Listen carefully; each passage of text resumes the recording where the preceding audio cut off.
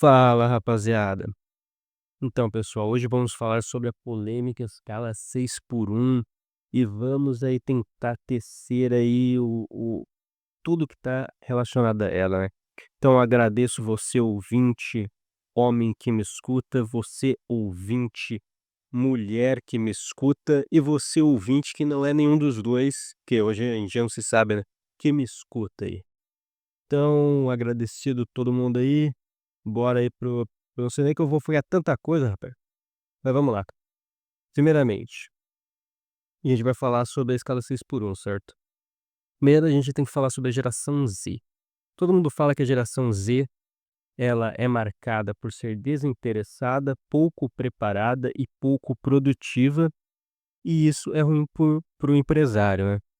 Tem um monte de pessoal aí, o gestor de RH, que fala mal, que fala que tem muitos absurdos, né, nas entrevistas de emprego, etc. Primeiro, a gente sabe que não são todos da geração Z que são assim, é claro, mas isso é uma característica específica dessa geração, né, comparada às outras. Então ficou uma característica para vocês aí que são da geração Z, sinto muito, mas comparado às outras é isso que define vocês. Agora a gente tem que entender uma coisa, trabalhar 6 por 1 é ruim? Se você ganhasse R$ 5.000 para trabalhar numa escala 6 por 1, você ia estar feliz? Ou você só acha ruim porque você está ganhando um salário mínimo? Então essa é a questão, né, cara. A questão é poder de compra ou ter mais tempo. Eu acho que como o salário mínimo aqui no Brasil é muito baixo e a gente não tem poder de compra, cara, trabalhar na escala 6 por 1 ela é horrível mesmo. Mas talvez se você tivesse poder de compra, se as pessoas tivessem poder de compra, os jovens tivessem poder de compra, ganhasse um salário aí digno aí, eles não ficariam tão infelizes e na escala 6 por 1. E já que como eles não podem ganhar mais, eles querem ter mais tempo, porque ou você tem tempo ou você tem dinheiro, né, você vende seu tempo, a sua forma de trabalho aí por dinheiro. Então esse é um aspecto principal. Então vamos falar primeiro aí sobre a inflação, sobre o nosso poder de compra, né, tópico 1, inflação, poder de compra, tá, vamos lá. Fiz uma pesquisa aqui, cara, em 2009, o salário mínimo do Brasil tive que dar uma pausa para beber uma água. Enfim, em 2009 o salário mínimo do Brasil era R$ 465. Que isso significa? Não significa muita coisa, mas vamos tentar comparar ao dólar para tentar saber se a gente está perdendo, está ganhando dinheiro, como está a inflação aqui pra gente. Tá, em 2009 o salário mínimo no Brasil era R$ 465 e na época o dólar valia R$ 2, né. Então o dólar estava R$ 2, beleza. O que isso significa? Isso significa que você então, se o dólar estava R$ 2 em 2009, você ganhava R$ 465 como salário mínimo, você ganhava $232,5 em 2009, tá. Se a gente pegar 232, eh, $232,5 e colocar como 100%, fazer uma regra de 3, a gente vai saber se o nosso salário como brasileiro em dólar, a gente ganha mais ou ganha menos, então vamos fazer isso. O salário atual hoje após reajuste, o salário aqui em 2025, após o reajuste, está R$ 1.518, que o dólar hoje, que eu acabei de olhar, tá R$ 5,67, tá. Então se a gente faz uma conta, a gente está ganhando hoje em dólar, quem ganha R$ 1.518 ganha em dólar $267,7, tá. A gente faz uma comparação com 2009, nós estamos ganhando aí antes, em 2009 você ganhava aí como salário mínimo $232,5 e hoje em 2025 você ganha aí $267,7. Então aí, de 2009 a 2025, você tem aí 16 anos de diferença e seu poder de compra em dólar aumentou 15%, tá. Mas qual foi a inflação desse período? É claro que isso é uma análise em dólar, né, o aspecto de compra e poder de compra vai muito mais, é muito mais complexo que isso, como meio de produção local, etc, etc. Mas vamos analisar apenas pelo dólar aí. Tá, então, nós ganhamos aqui em relação a 2009, 16 anos atrás, nosso poder de compra de quem ganha um salário mínimo em dólar, né, transferindo para o dólar, subiu aí 15%, apenas o número, não o poder de compra, né, eu tô falando o número monetário, que antes você ganhava 232,5 em 2009 dólares, hoje quem ganha um salário mínimo ganha 267,7 dólares.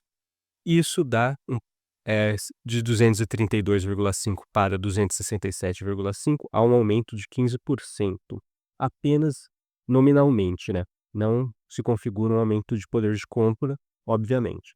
Nesse período, desde 2009, o salário mínimo dos Estados Unidos é $7,25, $7,25 a hora, que lá eles pagam por hora, tá.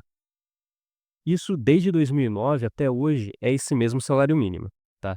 Porém, essa é uma lei federal, né, cada estado aí dos Estados Unidos aí ele tem uma grande autonomia, né. Por exemplo, a Califórnia, atualmente, apesar de ser uma lei fed o ser uma lei federal, o salário mínimo ser $7,25 por hora, a Califórnia atualmente tá com o salário mínimo $16,5 a hora, ou seja, houve um aumento aí mais que dobrou, né, de 2009 para cá. Houve um aumento aí comparado em relação à lei federal de 127%, né, do poder de compra, tá. Agora eu dei uma olhada aí, falaram que o dólar em 2009, o dólar 7,25 dólares a hora do salário mínimo, convertido para hoje, aqueles mesmos 7,25 dólares não chegariam ao poder de compra de 5 dólares hoje. Então, ou seja, houve uma desvalorização de mais de 30%, né. E o que que acontece? Então, nesse período, a gente pode dizer que dentro dos Estados Unidos, a moeda americana, o poder de compra dela diminuiu aí 30% de 2009 para cá. Então a gente pode se dizer que teve uma inflação de 30%, né. É claro que comparar Estados Unidos com o Brasil é uma loucura, porque, cara, eu não sou economista, então não vou fazer uma conta perfeita aqui para vocês. Só tô tentando aí dar um panorama, tá. Houve uma desvalorização, uma inflação de 30%, porque $7,25 em 2009 não equivale nem a $5 hoje, pelas minhas pesquisas. Então uma inflação aí dentro dos Estados Unidos aí de 30%. Então vamos colocar que houve uma mesma inflação assim no Brasil, né, porque a gente está convertendo o salário mínimo de reais para dólar para tentar dizer aí o que está acontecendo. Tá, beleza. Então houve uma desvalorização aí de 30%, porém, como eu já falei para você, comparei o salário aqui em dólar, o salário mínimo em reais eu transferi para dólar, e de 232,5 dólares o salário mínimo no Brasil em 2009, hoje o salário mínimo em 2025 está a 267,7 dólares, ou seja, houve um aumento de 15%, porém a inflação é 30%. Então a gente pode dizer que o salário mínimo, nesses termos aqui de comparações assim meio absurdas, tal, que não é perfeito, a gente teve uma perda do poder de compra, quem ganha um salário mínimo de 15%, né. Sem falar que não é só isso, né, antigamente o pessoal falava que conseguia aí comprar um videogame, conseguia comprar um carro mais fácil, tal, uma casa mais fácil, mas isso já nos anos 80, muito antes de 2009, né. Se você conversar com o pessoal era mais fácil você comprar um terreninho, construir uma casa. Então, tudo indica, pela percepção da realidade das pessoas no geral, muita gente endividada hoje em dia, que o poder de compra está horrível no Brasil. O dólar tá lá em cima, enfim, o poder de compra aqui não é a mesma coisa que nos anos 70, não é a mesma coisa que nos anos 80, e não é talvez nem a mesma coisa do que em 2009. Então estamos aí com o nosso poder de compra aí arrebentados. Isso faz com que quem ganha o salário mínimo não tenha esperança, cara. cara não tem esperança de ter um carro, o cara não tem esperança de comprar uma casa, o cara não tem esperança. Somos desesperançados. Então o que o jovem vai querer? Se ele não pode ter dinheiro, ele vai querer buscar qualidade de vida pelo menos. Há o quê? Um aumento aí absurdo no nos concurseiros, né, porque antigamente pobre nem sabia o que era concurso público, cara. Pobre queria entrar numa empresa, ficar a vida inteira na empresa e tá bom, ele conseguia fazer ainda alguma coisa, né, até as pessoas queriam a iniciativa privada. Hoje tá complicado, o pessoal tudo tá indo para concurso público, por quê? Porque iniciativa privada, quem é que ganha numa iniciativa privada aí mais de R$ 3.000? Quem ganha mais de R$ 4.000, né? Eu vi uma pesquisa aí, acho que em 2022, 2023, que parece que, eh, 70% dos brasileiros, uma coisa assim, ou 90%, parece que 90% dos brasileiros ganha até 5.000 e 70% ganha até 3.000, sei lá, um negócio assim, não lembro direito, então tô tirando aí da bunda aí essa estatística, mas é mais ou menos isso aí, cara. Se você ganha aí mais de R$ 3.000, cara, você tá aí entre os, sei lá, os 30%, talvez até menos. Se você ganhar mais de 5.000, você tá aí entre os 10% da população, talvez. Se você ganha mais de 10.000, mais de 10.000, você está entre os 5% da população. Se você ganha mais de 28.000, você está entre os 1% da população, que é só empresário e elite do funcionalismo público e ganha mais de 28.000. Se você transferir R$ 28.000 para dólar, não é muita coisa, cara. Por isso que muita gente quer sair do Brasil. Enfim, então, primeiramente, cara, nosso poder de compra está caindo. Isso faz com que os jovens o quê? Os jovens não têm vontade de trabalhar mesmo, cara. Você quer ser escravo? Entendeu? Então há aí um discurso de desesperança, cara. Isso acaba com o Brasil. Então vamos lá. A geração Z, ela é classificada como uma geração desinteressada, com pouco preparo e com pouca produtividade, que é o discurso que o RH fala sobre eles. Porém, isso surgiu do nada. Do nada, assim, eles nasceram diferente, houve uma mutação genética e as pessoas começaram a nascer assim, ou existe uma reação, ou isso é uma reação a um estímulo psicológico? Tá assistindo muito TikTok, né, e fica dançando, aí não quer trabalhar, isso? Ou existe razões materiais? Eu acho que as ideias, elas não acontecem do nada. As ideias, elas não mudam a realidade, o que muda a realidade é uma estrutura material. Então, como a estrutura material e econômica do nosso país está cada vez pior, isso faz com que você se fomente discurso de desesperança, e a pessoa aceita esse discurso de desesperança, porque na realidade dela não tem como ela ter esperança, então só pode se agarrar a isso, a desesperança, a frustração, ao inconformismo, talvez não, o conformismo mesmo. Eu vou trabalhar a vida inteira ganhando um salário mínimo e eu vou fazer uma faculdade, muita gente nem quer fazer faculdade, porque hoje em dia o discurso é de que faculdade não vale nada. E é isso que acontece, cara. Essa é a situação econômica do nosso Brasil. Agora, e a escala 6x1 entra nisso onde? Com a escala 6x1, como eu não po os jovens não podem ter aí um melhor salário, eles vão querer ter uma melhor condição de vida, ter mais tempo, né, para estudar, talvez tentar fazer alguma coisa melhor, talvez empreender. Empreender, que eu digo, é vender bala, vender vender brigadeiro aí no semáforo, brigadeiro na rua, coxinha na rua, isso é o empreender que eu estou falando, né. É a pessoa que faz alguma coisa para ter uma renda extra, andar de bike aí entregando iFood, o trabalho em si, cara. Cara, quem veio de família pobre, quem veio de família humilde, sabe que empregador, empresário, ele sempre quer pagar o mínimo possível, cara. Sabe, se não existisse o salário mínimo, cara, sabe o que que aconteceria? Ia ter gente pagando aí R$ 500, recebendo R$ 500 de salário no mês, cara. Vou falar uma coisa aqui sobre a moral escravocrata do Brasil. Isso é problemático, cara, porque tem muito fanatismo do Brasil, as pessoas são rasas, entendeu? Se você fala isso, eles vão te chamar de comunista. Ou você é comunista, ou você é extrema direita, entendeu? As pessoas são assim hoje em dia, cara, porque elas não conseguem pensar por si próprias, elas têm que se apropriar de uma ideologia, porque elas não conseguem enxergar a realidade. Você precisa saber a realidade, cara. Você precisa sair da ilusão de Maia, você precisa sair da Matrix, cara. Você precisa ver as coisas como elas são, tentar entender o mundo. E agora, vamos falar uma coisa interessante sobre a cultura escravocrata aqui no Brasil, cara. Vamos falar um pouco sobre os empregados domésticos, cara. É muito comum uma empregada doméstica trabalhar a vida toda numa família, eu digo a vida toda mesmo, cara. Ela trabalha, sei lá, 30 anos na mesma família, 25 anos na mesma família e ganhando um salário mínimo, tá. Aí o que acontece? Essa família sempre trata ela como se ela fosse da família. Por exemplo, dá um presente no dia do aniversário dela, tem gente que trata bem, cara, e isso realmente eu não tô criticando não. Dá, por exemplo, roupas usadas pra ela, "Toma aqui roupas usadas pra você". Mas isso é uma mentalidade escravocrata, sabe por quê? Por que que pessoas aí muito ricas mesmo, que têm empregado doméstico e ganha, sei lá, mais de 10.000 por mês, por que que elas não, aumentam o salário do empregado dela? Se ela sabe que o salário mínimo não dá dignidade, que a mulher por isso que ela tem que doar roupa pra pessoa, porque a pessoa não consegue comprar roupa, né, então ela recebe doação. Por que que não aumenta aí o salário dela para 2 salários mínimos? Por que que isso não acontece?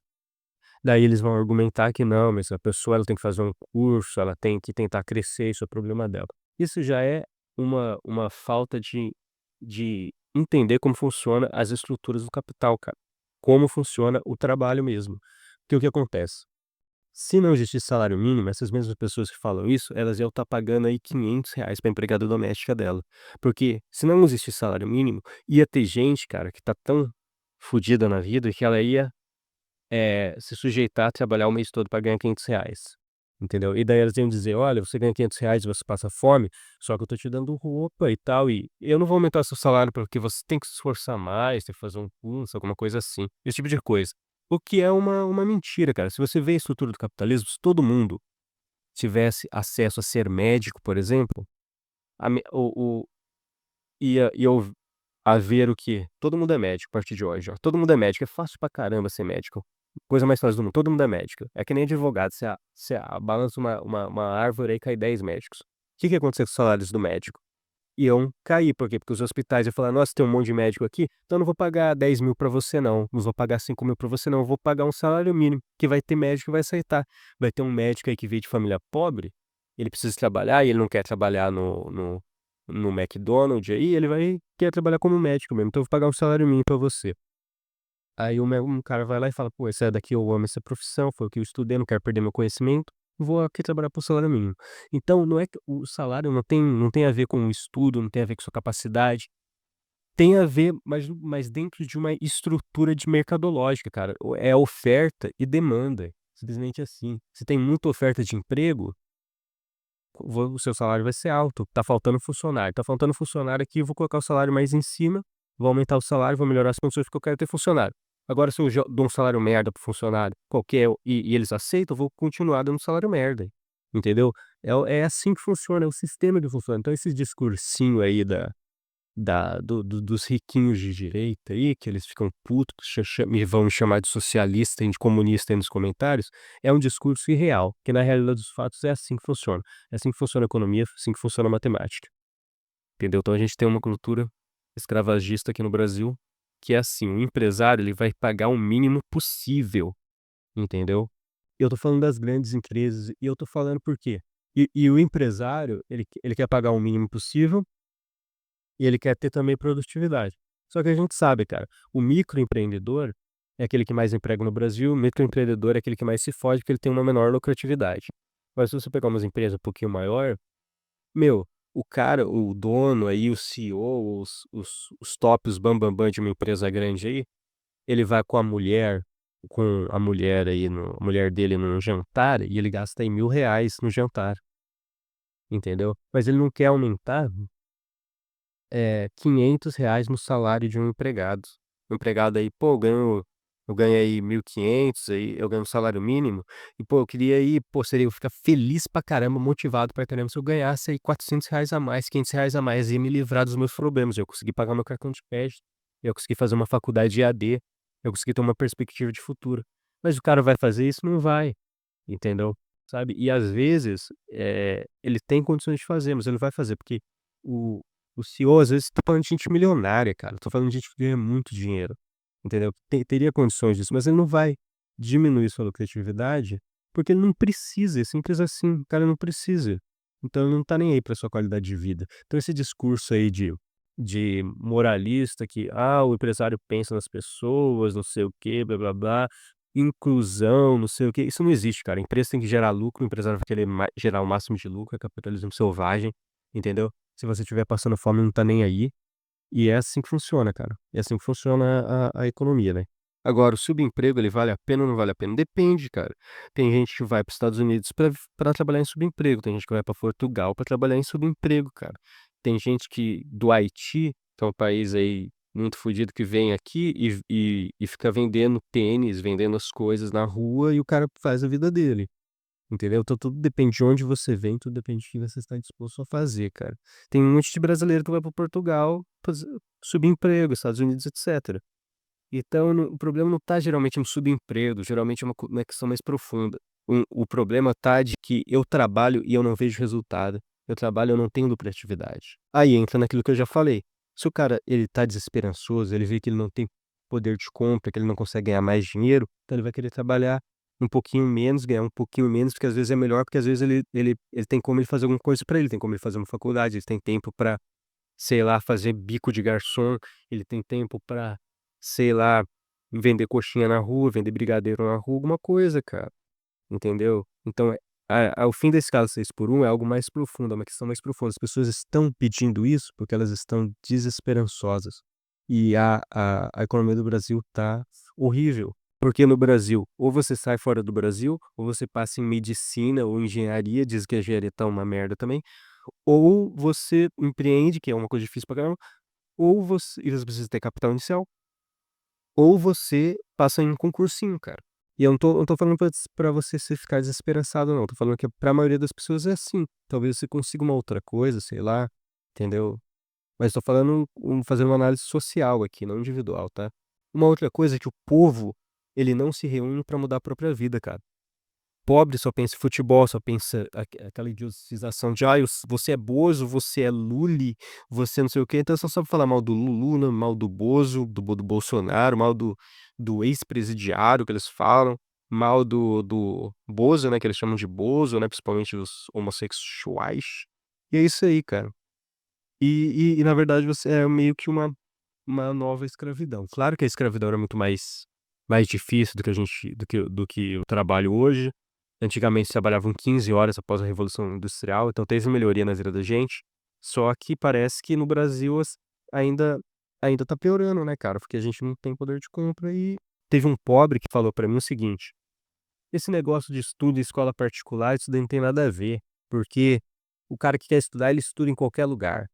Entendeu? O cara que quer estudar, ele estuda em qualquer lugar. O cara não entende que é uma estrutura absurda.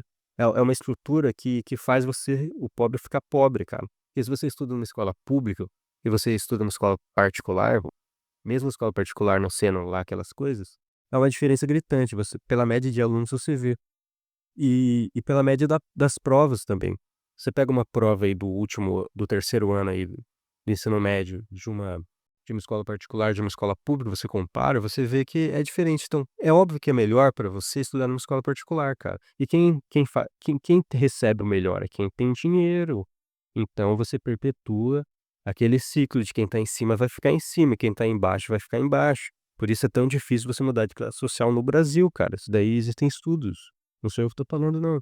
Se você for ver, você percebe que realmente é assim mesmo. Sem falar que se você é pobre e vai numa escola pública, cara, você sai de lá, você não sabe nada da vida, você não sabe cozinhar, você não sabe varrer uma casa, você não sabe fazer coisas básicas do dia a dia, você não sabe fazer. E você sai de lá sem curso técnico, você sai de lá e aquilo que você aprende você não consegue passar no vestibular, então é uma mentira, é um sistema que é feito, cara, pra você perder o seu tempo, pra você ser fracassado, cara. Eu não tô dizendo que você deve desistir, você deve fazer o melhor daquilo que você tem, se você realmente é obstinado, você tem que fazer o melhor. Hoje em dia dá pra estudar pela internet, etcétera, mas eu tô fazendo uma análise social e não individual aqui, gente, tô fazendo uma análise social, cara.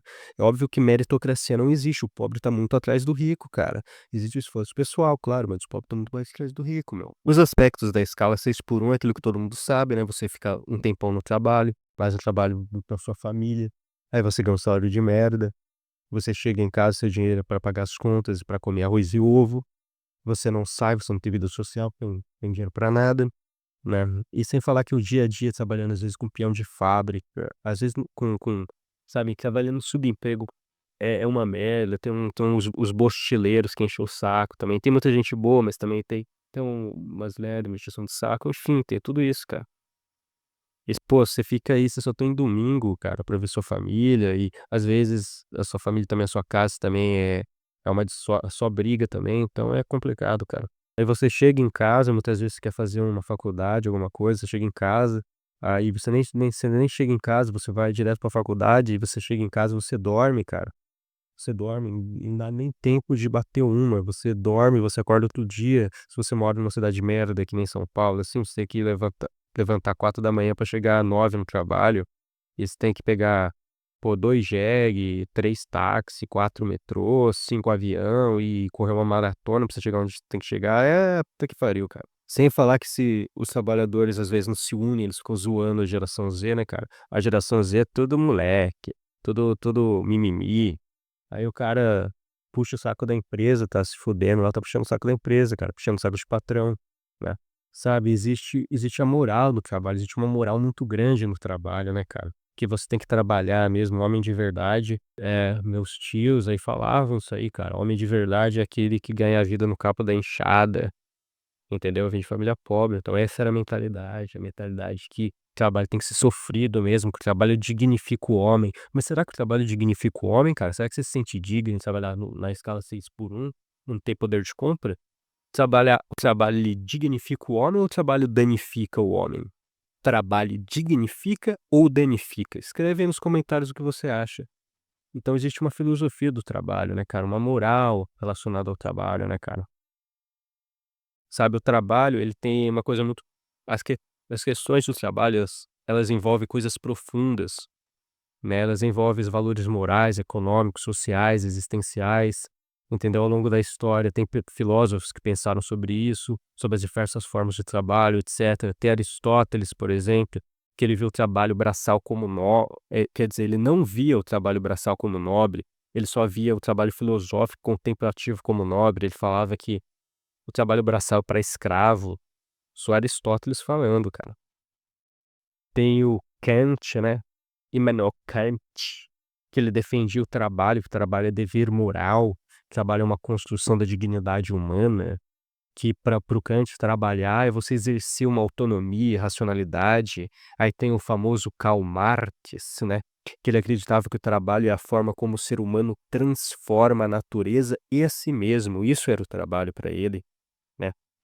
Que o problema não tá no trabalho em si, mas o problema tá no sistema capitalista que transforma o trabalhador em uma engrenagem alienada do sistema, cara, entendeu? O Karl Marx ele não era contra o trabalho, mas sim contra um trabalho explorador, né, um trabalho ali alienante.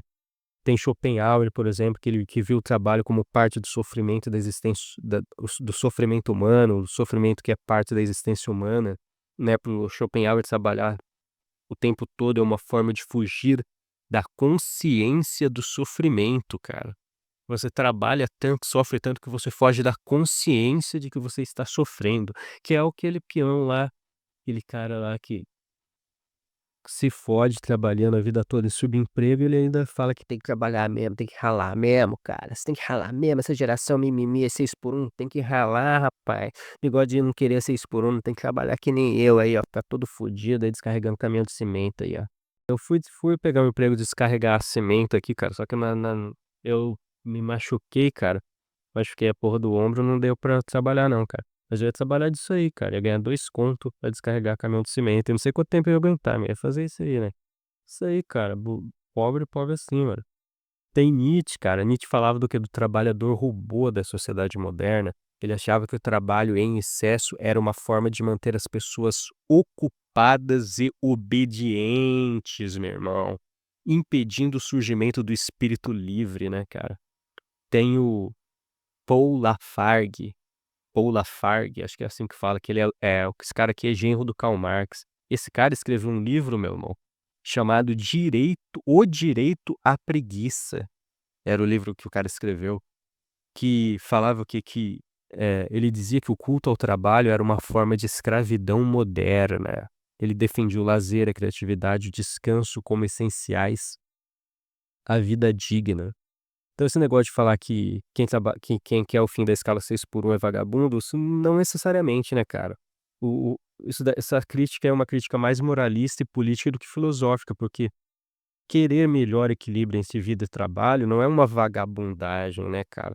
É uma busca por autonomia, por saúde mental, por liberdade, né, cara. Agora, se a gente for falar em direitos, né, cara, o artigo 6º da nossa Constituição, cara, diz que nós temos direito à educação, moradia, lazer, trabalho, transporte, né, alimentação. Será que a gente tem direito? A gente tem direito, cara, tá escrito no artigo 6º da Constituição Federal, cara.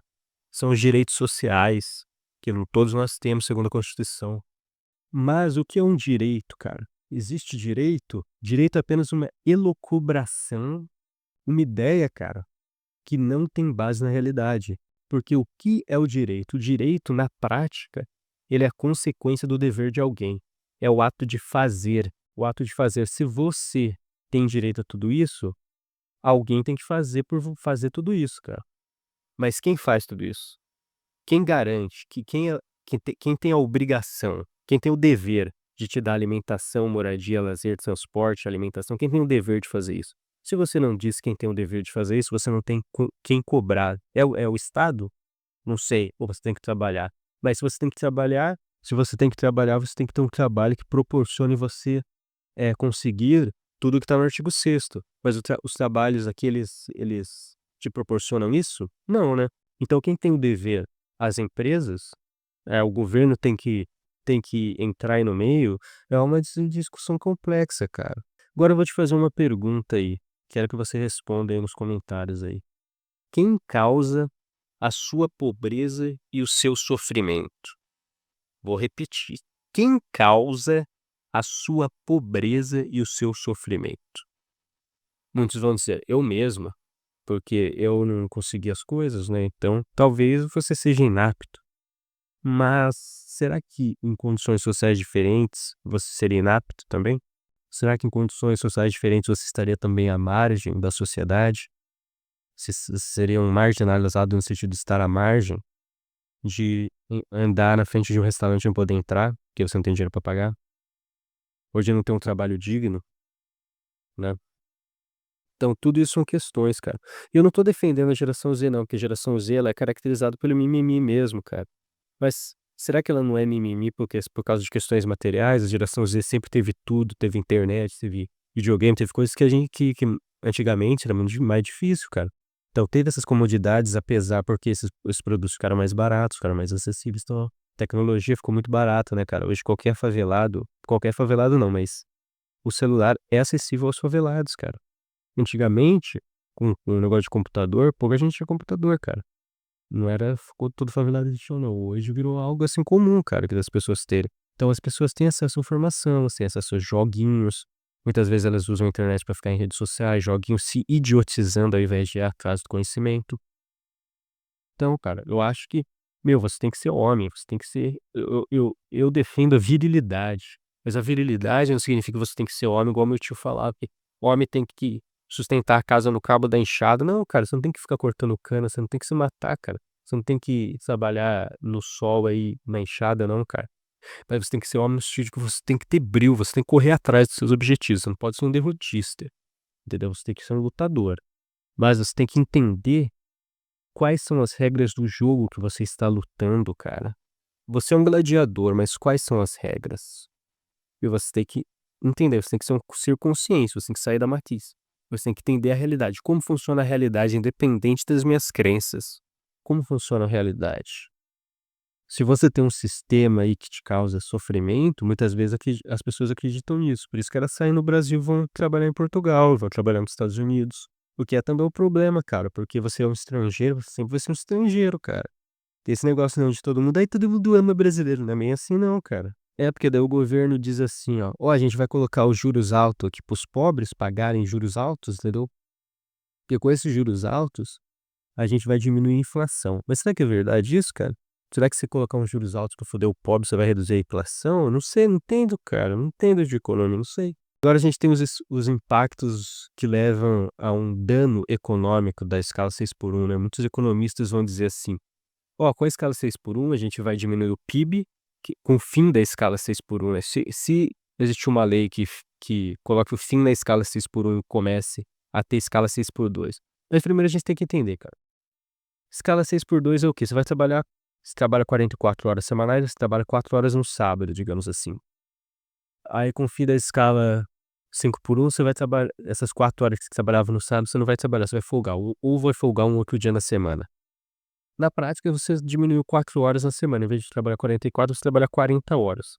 E isso vai causar um impacto absurdo na sua qualidade de vida, né, porque você vai, pô, você trabalhar 5 dias na semana, mesmo que seja 4 horas a menos só, cara, só de você não ter que pegar trânsito, pegar busão, etcétera, pra ir no trabalho e voltar, você já tem uma qualidade de vida maior, né, cara, trabalhando 5 dias só, você já tem uma qualidade de vida maior. Só que os economistas, muitos deles dizem que isso vai diminuir o PIB, que isso vai causar a demissão de muita gente, que isso vai quebrar as empresas e causa um caos. Mas esse é um argumento econômico ou filosófico, né, cara? Essa questão da escala 6x1, se você for levar para o argumento econômico, o argumento econômico sempre vai dizer que você não pode ter nenhuma melhoria para o trabalhador, porque isso vai quebrar a economia. Mas será que vai mesmo, cara?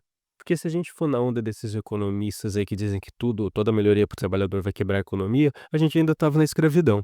E eu digo mais, talvez a gente só saiu da escravidão, cara, porque eles viram que uma escravidão disfarçada era melhor para eles. Porque agora você não é escravo, mas você tem onde morar, assim, mais ou menos, né? Você tem um lugar para dormir, você come arroz e ovo, e você tem um celular, você tem tecnologia, sua vida melhorou. Mas quem que fica com o seu dinheiro? Você tem dinheiro no bolso aí, guardado aí? Você tem dinheiro guardado? Você tem uma reserva de valor guardada? Não. Geralmente pobre não tem nada guardado não, cara. O que pobre tem aí é R$ 2.000 que ele vai ter que pagar do cartão de crédito aí, e em 10 vezes de 200 aí, que ele tem uma fatura de 200 para pagar todo mês, que ele tem que comprar as coisas parcelado porque não tem dinheiro. Então é isso que o pobre tem. E o dinheiro tá com quem? Tá com a classe mais alta, que tem dinheiro no banco, que tem dinheiro em espécie, tem dinheiro vivo, que nos vive de crédito, né? Que tem money, tem liquidez para gastar, né? Dinheiro acumulado nessas camadas sociais aí mais altas, né, cara? Eles que têm dinheiro, a gente tem dívida, a gente tem crédito, que diz que o banco, que o governo diz que os juros que a gente vai ter que pagar é um juros alto pra caramba pra diminuir a inflação. Então você paga aí um juros absurdo, né? Mas essa questão aí econômica aí é o problema do trabalhador. Ah, então eu tenho que trabalhar 6x1 mesmo, senão as empresas vão falir, senão o PIB do país vai diminuir, isso é um problema meu. Eles não pensam em mim, por que que eu tenho que pensar neles, cara? Assim, se sua mãe, se sua avó, aí, se alguém da sua família é trabalhador doméstico aí, uma empregada doméstica, alguma vez o empregador pensou assim: olha, eu vou te dar aí R$ 400 de aumento por mês, porque eu sei que isso para melhorar a sua condição de vida e sua dignidade. Porque eu ganho 10.000 por mês, eu posso fazer isso, né, cara. É claro que tem também toda aquela exoneração, né, de impostos em cima do trabalhador, tá, que o empregador tem que pagar também, toda essa questão. Mas por que que eles não pensam no pobre? Por que que eles não pensam? Mas agora a gente tem que pensar que não, você não pode ter um dia a mais aí pra você descansar, senão você vai quebrar a nossa empresa, cara. Então é um problema meu? Eu tenho que pensar neles, mas eles não pensam em mim, é assim? E também me parece que você pode trabalhar 5x2, você pode trabalhar 3x3 se você quiser, só se fazer um acordo com o seu empregador, cara. Você chega lá no empregador e fala assim: olha, eu quero trabalhar 3x3, eu trabalho sábado, domingo e segunda. Né, já que ninguém quer trabalhar sábado e domingo, trabalho para você sábado, domingo, segunda, 3x3. Eu acho que a legislação permite você fazer isso, você trabalhar 3x3, entendeu? 3x4 no caso, né. Então você trabalha 3x3 e daí, sei lá, você vai mudando, né.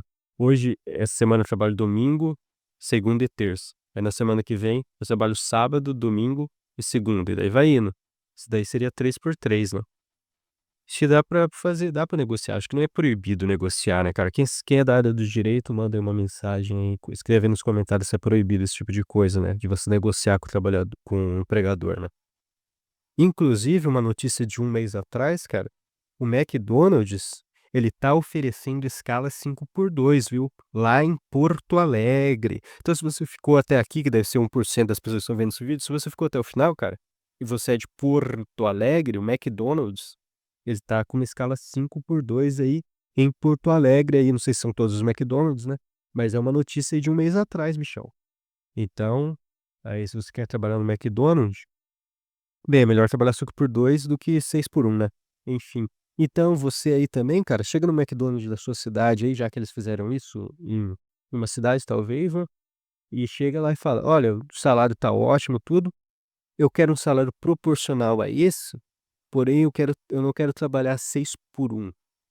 Eu quero trabalhar 5 por 2. Podemos negociar? Em vez de trabalhar são 4 horas a menos semanais só, em vez de trabalhar 44 horas, eu trabalho 40 horas. Tudo bem?" Negocie, cara.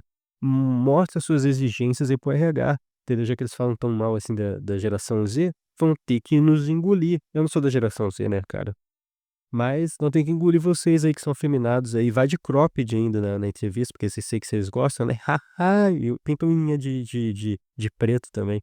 Enfim. E é isso aí, pessoal. Tô falando pra caramba. Você que ficou até aqui, 40 minutos de vídeo, você ficou até aqui, você é um herói, cara. E escreva alguma coisa nos comentários, deixe seu joinha aí.